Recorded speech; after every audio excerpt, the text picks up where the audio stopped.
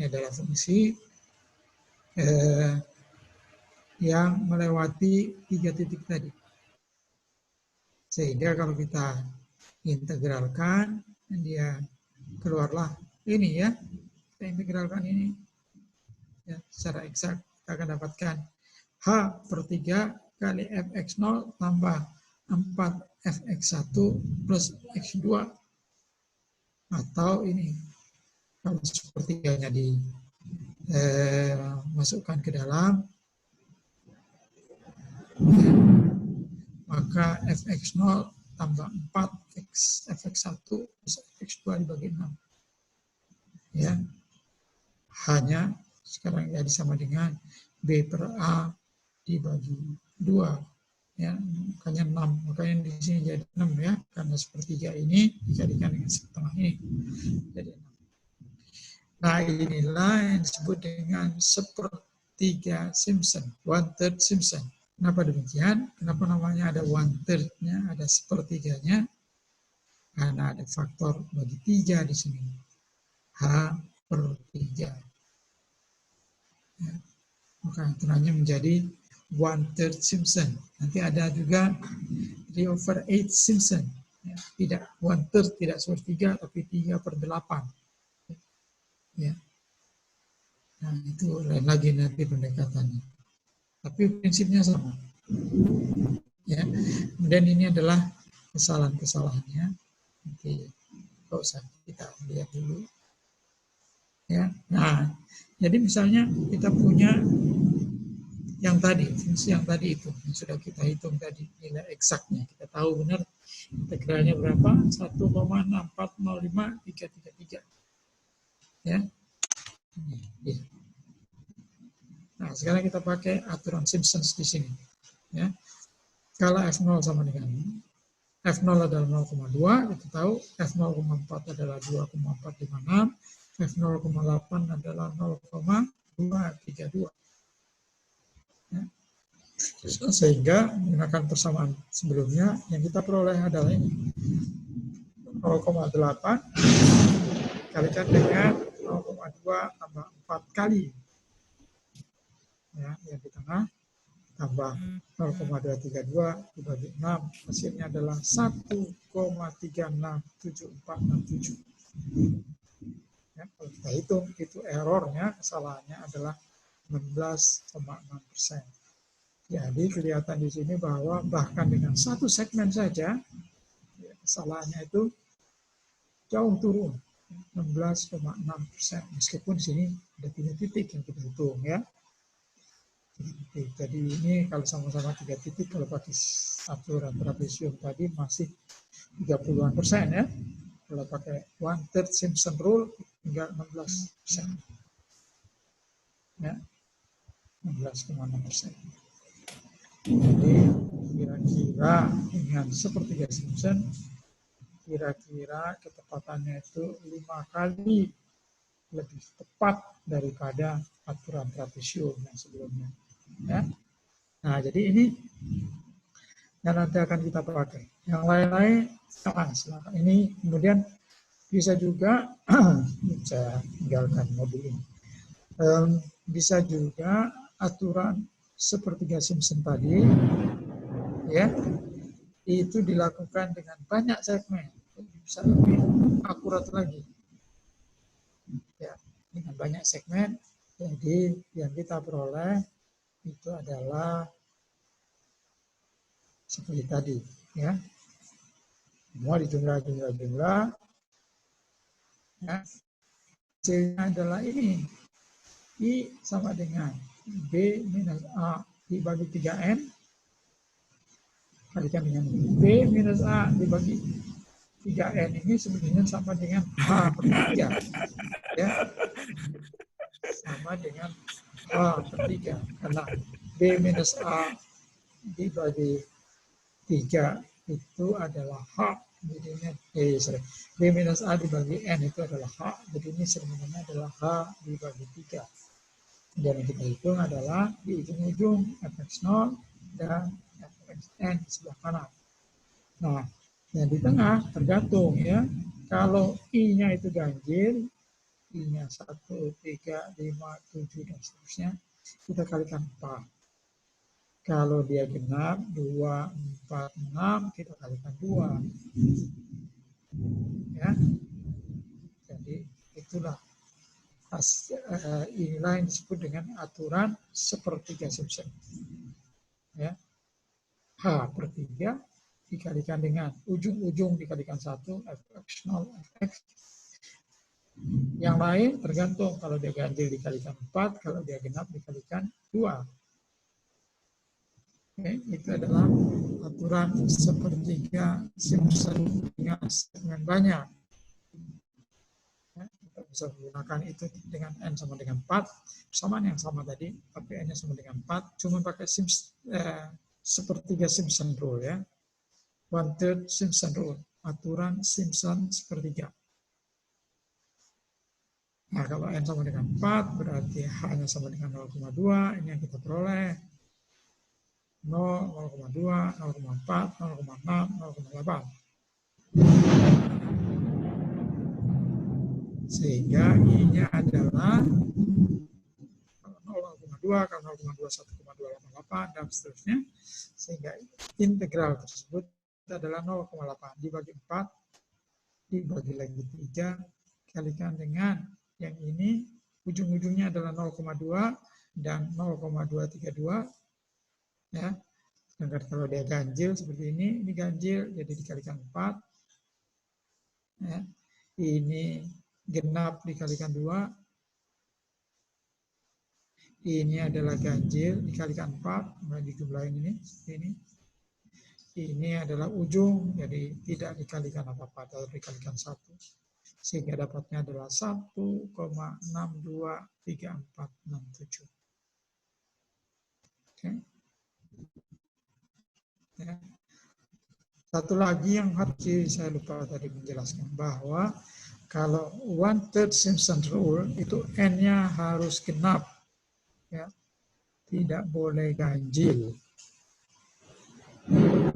Ya. Digarisbawahi bahwa angka n harus genap untuk bisa pakai 1/3 Simpson rule, ya, aturan sepertiga Simpson, Simpson sepertiga. Nah, tentu saja kalau segmennya lebih banyak, dia lebih banyak lagi. Kemudian yang berikutnya tidak akan kita detailkan, itu adalah juga ada aturan 3/8 Simpson dan seterusnya, ya. Ya. Ya, dan bisa kita susun algoritmanya. Ya, kita nggak akan membahas. Oke. Ini kalau ada pertanyaan langsung potong aja ya, mic-nya nyalain, langsung tanyain. Atau ada yang nggak jelas, atau terlalu cepat, nggak kelihatan dan sebagainya ya, langsung potong aja. Oke,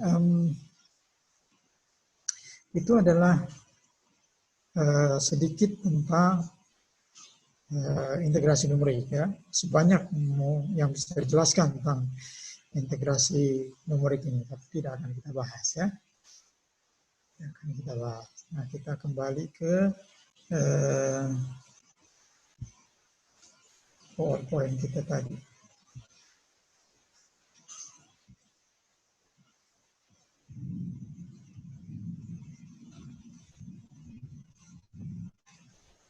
Ya, nah jadi ke depan lagi.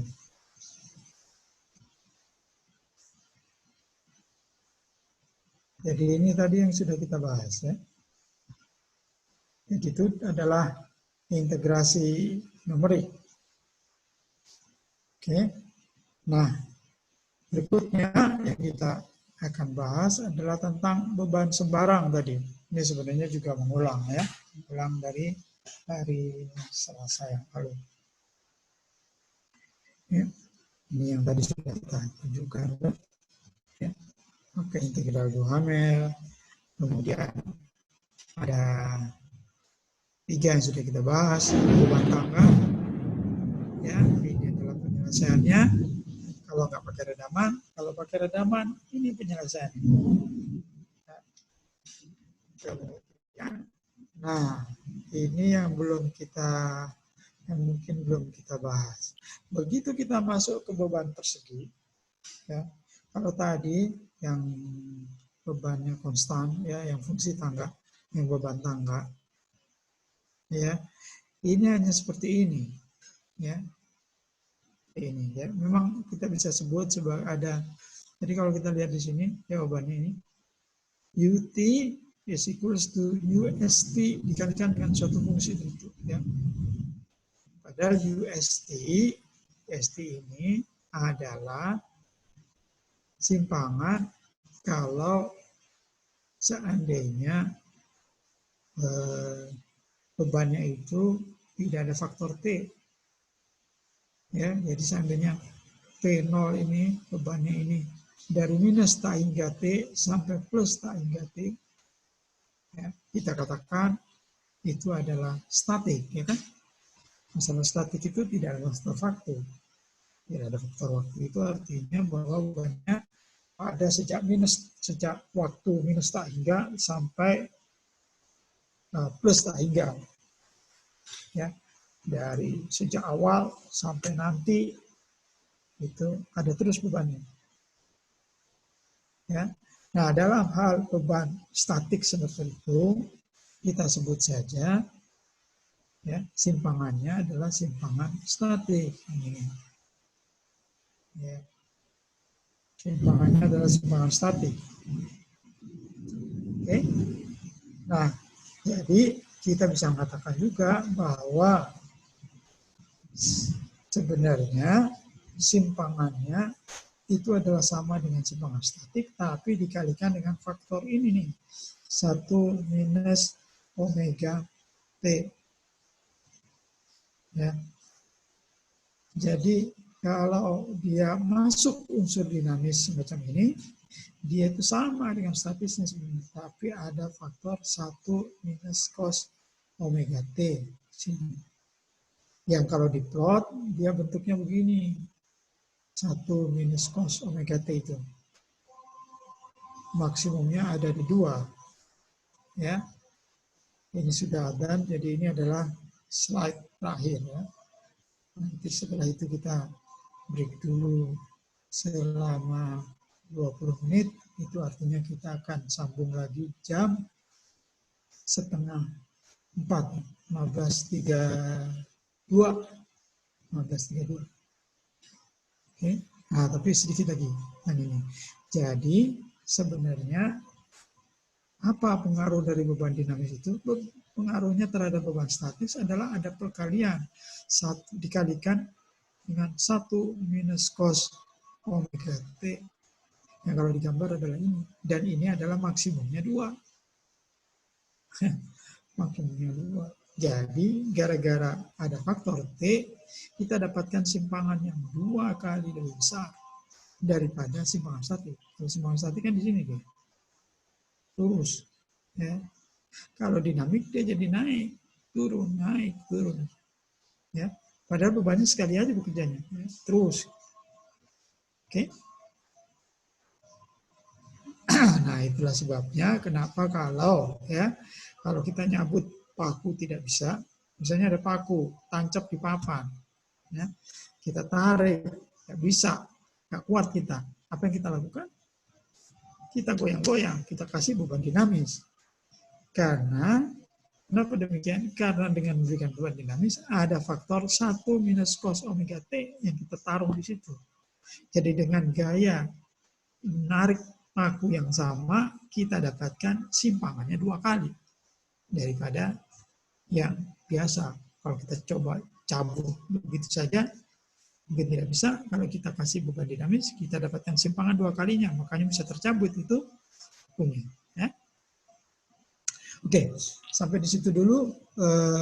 Nanti insya kita sambung lagi jam 15.33. Ya. Terima kasih. Assalamualaikum warahmatullahi wabarakatuh. Waalaikumsalam, Pak.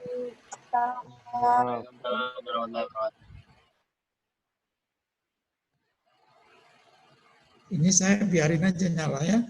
Cuman saya enggak. Oh iya, Pak. Daripada nanti invite lagi.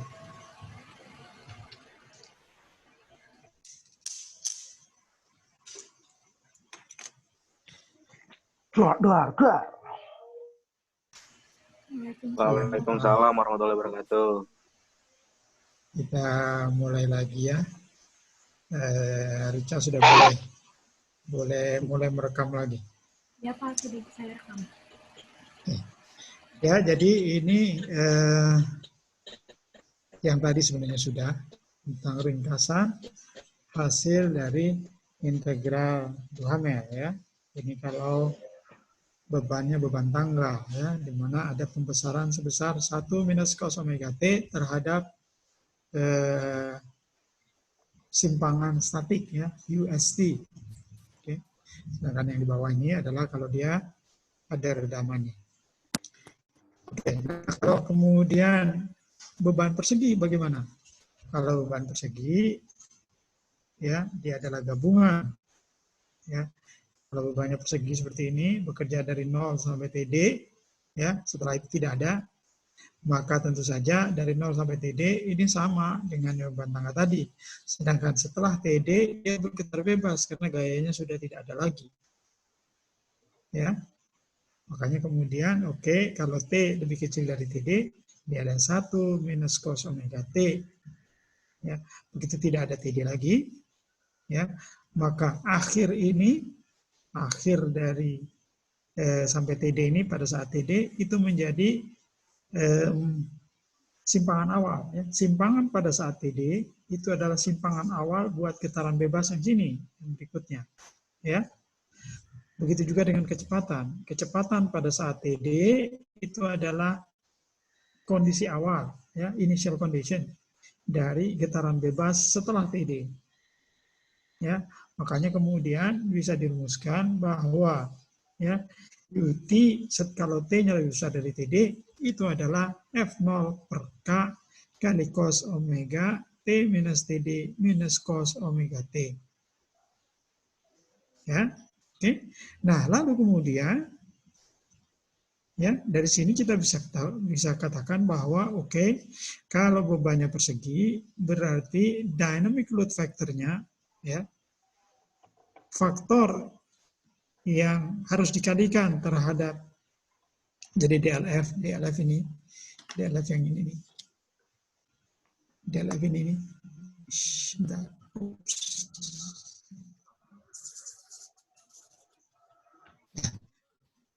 Jadi kalau saya ambil dulu PowerPoint. Ya. Jadi DLF ini DLF-nya. Ini ada dynamic load factor. Ya, dari namanya aja, dynamic load factor, kita tahu bahwa ini adalah faktor yang memperbesar simpangan gara-gara bebannya dinamis. Dynamic load factor. Ya, ini. Jadi DLF ini sebenarnya sama dengan ya, U yang biasa itu, U fungsi dari T ini, ya, fungsi dari P dibagi dengan U ST, ya, U ST.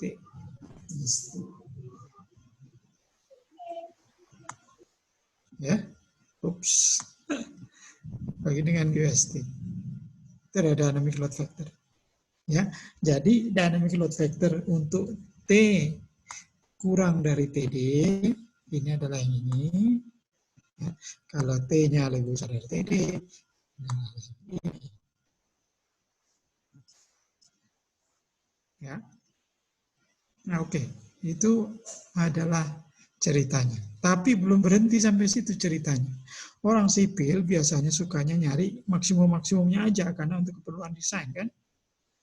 Untuk kepentingan perancangan, dia mau nyari berapa simpangan maksimumnya. Ya. Artinya bahwa ini harus diturunkan terhadap T supaya nanti dapat maksimumnya si DLF ini. Ya, diturunkan dengan T, disamakan dengan 0, nanti dapatlah DLF maksimum. Ya. Nah, itu kalau diplot dibandingkan dengan TD per T, itu hasilnya seperti ini. Ini adalah DLF max. Ya. Ini DLF max, bukan DLF saja. Tapi bukan fungsi ini yang digambar, tapi fungsi DLF max terhadap TD per T. Ya. Terhadap TD per T. TD adalah ini, kita tahu ini ya TD. Ya. T besar itu adalah periode dari struktur. Ya. T sama dengan 2pi dibagi omega. Ya. T besar ini periode struktur sama dengan 2pi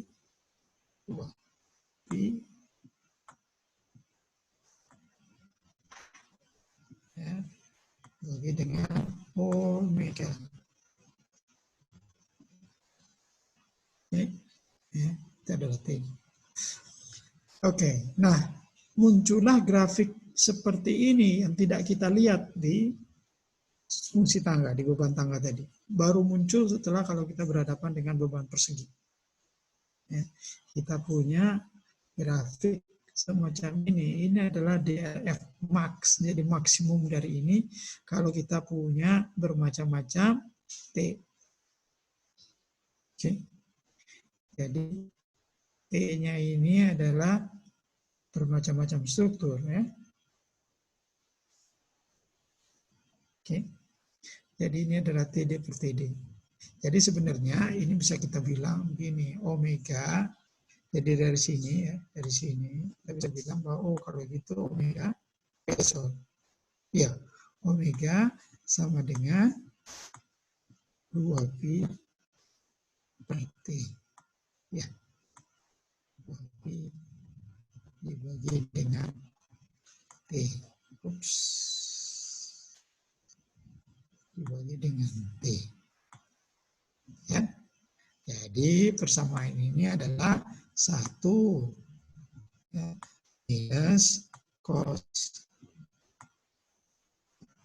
omeganya kita ganti dengan 2pi ya, per T. Ya, dikalikan dengan, terus saja dikalikan dengan T kecil. Ya, yang ini juga begitu, omeganya kita ganti dengan ini. Kemudian baru diturunkan terhadap T kecil, ya. Baru kita samakan dengan 0, baru kemudian dari situ keluar T-nya.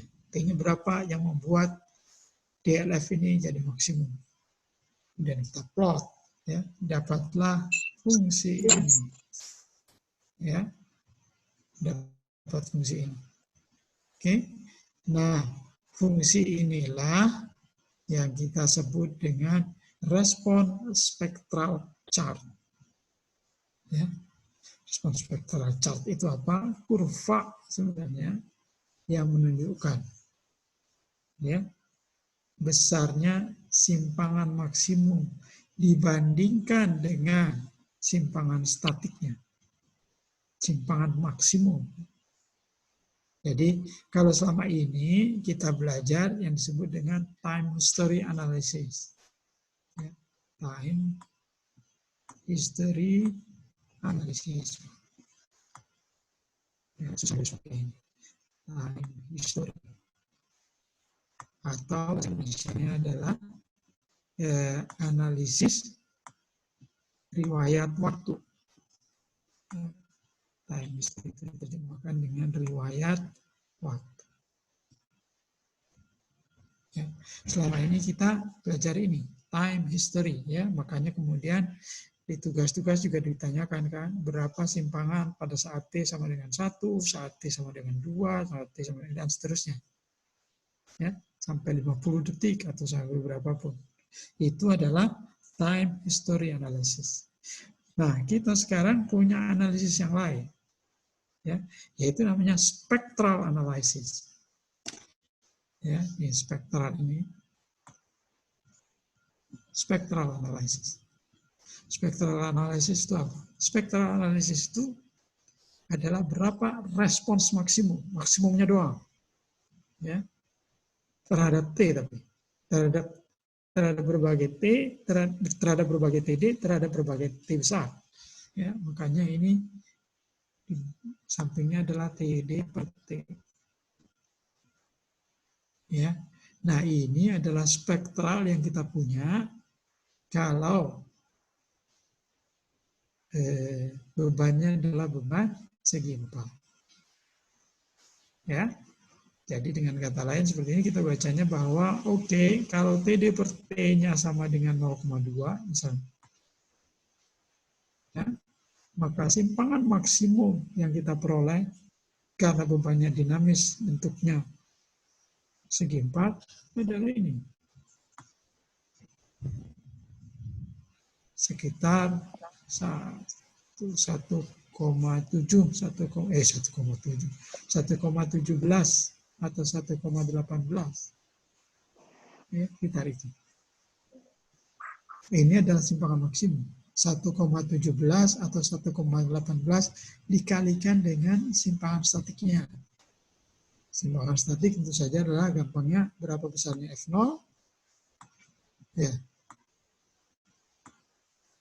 dibagi dengan K. Struktur, ya.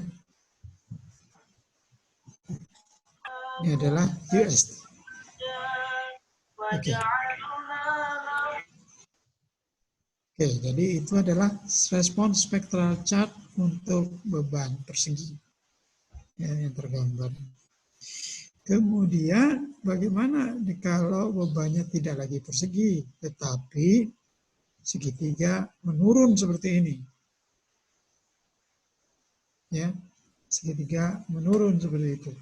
Kalau segitiganya menurun seperti itu, maka FT-nya adalah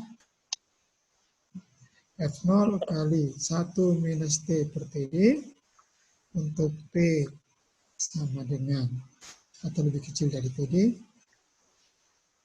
Ya, jadi ini maksudnya. Dan FT kan berapa FT-nya? Ya, ini terbagi 2. Ya, terbagi 2.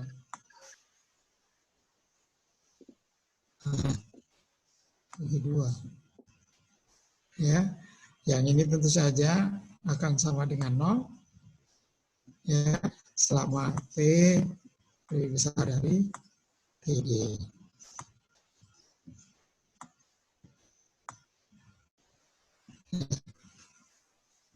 Nah, jadi masalah di sini. Ini berapa ini? Kalau T lebih besar sama dengan. Kalau T lebih kecil dari TD. Berapa ini? Ya, dicari fungsinya. Ya. Cara cepat untuk nyari fungsinya adalah ini gambar ini. Ya. Jadi kita anggap saja ini ada tinggi di sini. Ups. Ya. Ini besarnya adalah T. Maka ini adalah FT.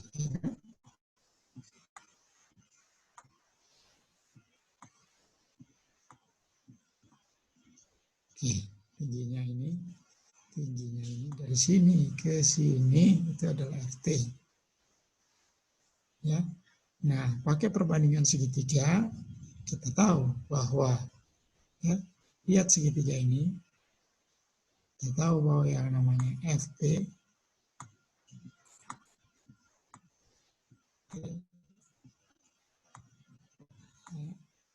dibagi dengan F0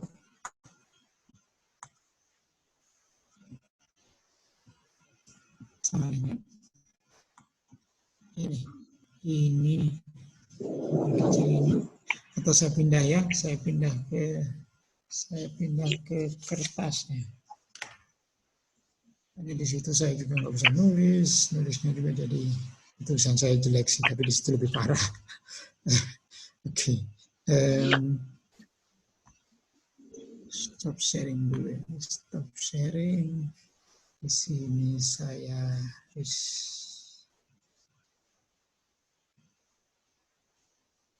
Ini saya share. Oke. Oke. Nah ya.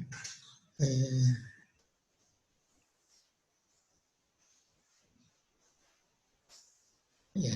Oke. Jadi kita punya gaya seperti ini. Ups. Ya. Ini gaya yang kita punya.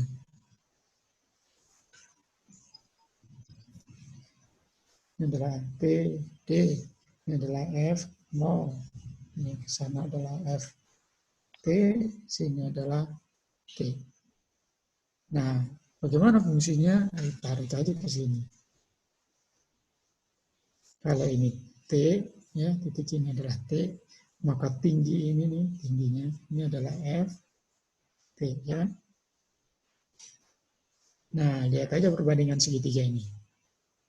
Perbandingan segitiga menyatakan bahwa ini, yang ini dibandingkan dengan itu, jadi FT, bandingkan dengan ini. Akan sama dengan ini dibandingkan dengan ini. Sama dengan itu dibandingkan dengan ini. Nah, ini yang kecil ini, yang kecil itu,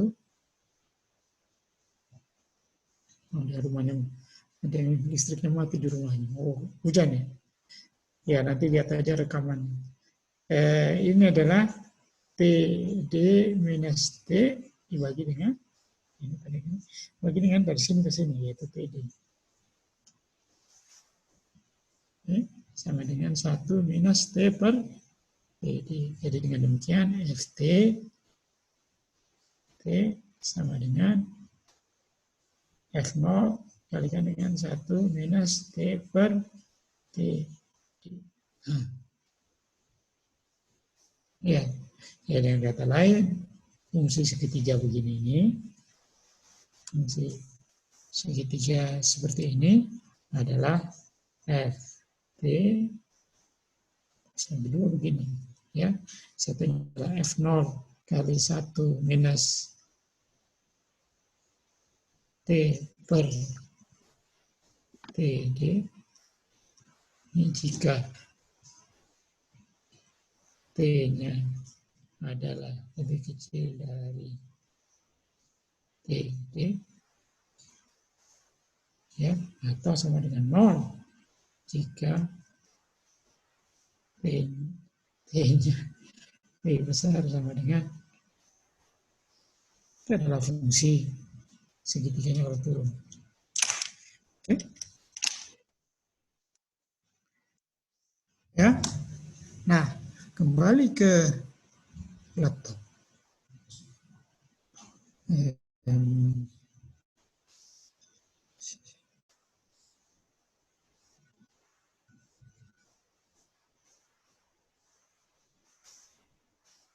Ya, kembali ke sini.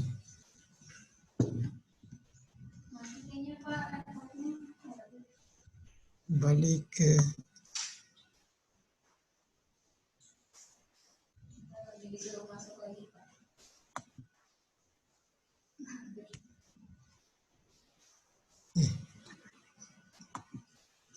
ya, kembali ke sini.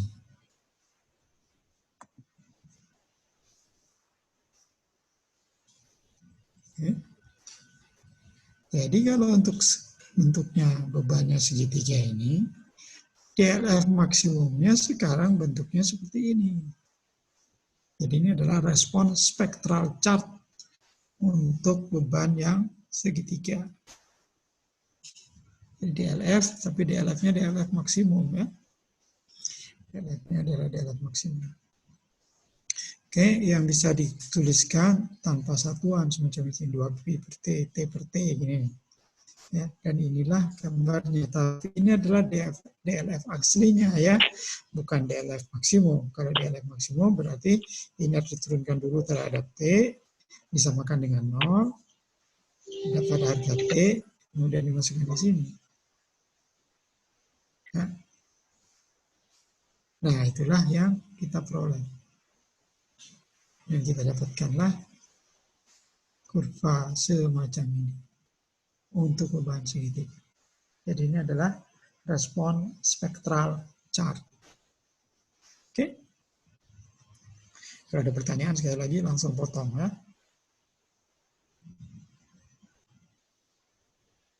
Jadi itu adalah hasil dari integral Duhamel.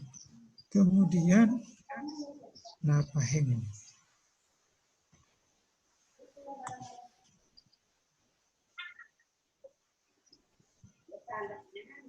Ya. Ya, jadi tadi adalah integral Duhamel. Hasil selama ini yang kita peroleh dan pendekatan terhadap yang namanya respon spektral chart, ya, respon spektral. Nah, sekarang itu adalah teredam. Nah, sekarang itu tadi adalah yang tidak teredam. Ya, bagaimana kalau dia teredam? Ya, dia teredam. Jadi bagaimana kalau dia ini ada redaman di sini, ya, redaman di sini, tapi gerakannya sembarang. Tadi yang kita bahas adalah yang daerah sini. Ya. Nah, sekarang kita ingin tahu kalau daerah sini bagaimana? Ya. Nah, ini daerah sini itu bisa yang kedua dengan redaman B ini getaran terpaksa. Sorry, 2 adalah getaran terpaksa. Ya. B adalah dengan redaman. O adalah overdamp. S-nya adalah beban sembarang. Ya. 2 adalah getaran terpaksa. B-nya adalah redaman. Ya. C-nya adalah ini critical damp. S-nya adalah sembarang. Jadi yang ini adalah 2 BOS, yang pertama ini. Yang kedua 2 BCS. Yang ketiga 2 BUS. Bagaimana ini solusinya? Nah, solusinya adalah tetap menggunakan beban integral Duhamel, ya. Tetap menggunakan integral Duhamel, cuma bentuknya aja agak lain, ya. Seperti ini bentuknya. Ya, ini silakan dilihat penurunannya di buku-buku dinamis. Tapi saya sih merekomendasikan buku Mario Paz, ya. Paz Structural Dynamics and Computation kalau nggak salah. Nggak ada bahasa Indonesianya kalau nggak salah. Ada temanmu kemarin masih tahu saya bahasa Indonesianya. Saya nggak punya bahasa Indonesia. Jadi kalau ada yang punya, boleh dibagi-bagi ke teman-temannya. Bagi ke saya juga boleh. Ya. Kalau ada PDF dari PAS 2004, tahun 2004. Oke, itu nanti kita akan dapatkan ini. UT equals to 1 over M omega D dan seterusnya. Cuma di sini ada tambahan suku ini. Ya, tambahan suku eksponensial dari minus C omega T minus tau. Ya. Untuk kesemuanya ini. Nah, tinggal ngatur, oke, kalau seperti ini tergantung C-nya. Kalau C-nya lebih besar dari 1, berarti kita berhadapan dengan overdamp. Ya, kalau sama dengan 1 berarti kita hadapan dengan kritis. Kalau lebih kecil dari 1 kita akan berhadapan dengan overdamp. Underdamp, sorry. Ya. Oke. Jadi itu penjelasannya. Kemudian yang berikutnya adalah respon struktur terhadap percepatan tanah.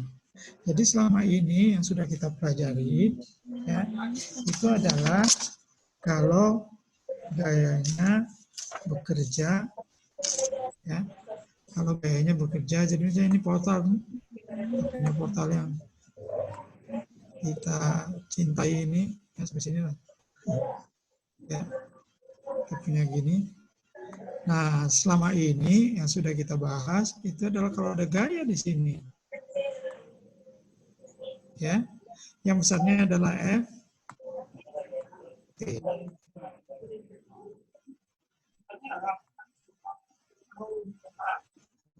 Ya. Jadi padahal yang kita punyai situasinya tidak demikian kalau kita berhadapan dengan gempa. Kalau kita berhadapan dengan gempa,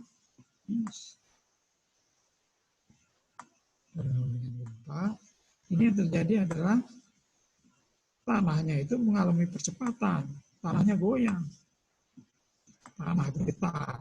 Yang bergetar itu tanah. Ya, kayak ini ada kayak ini, ya ada kayak ini. Tapi inilah yang bergetar, ya. Ini bergerak ke kiri dan ke kanan. Ya. Jadi gimana dong mengkaitkan antara getaran yang di bawah sini ke atas ini dengan yang atas ini? Ya, nah kita lihat respon struktur terhadap percepatan tanah. Ini kemudian kita sampai di modul berikutnya, modul 5B, percepatan tanah dan respon spektral. Jadi sebenarnya dia akan, kalau kita kembali ke sini tadi, kita akan modul tadi itu langsung membahas dua ya. Jadi ini sekaligus sama itu. Ya. Oke.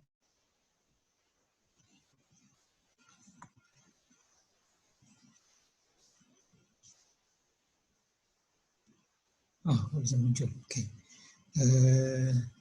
Harus di stop share dulu.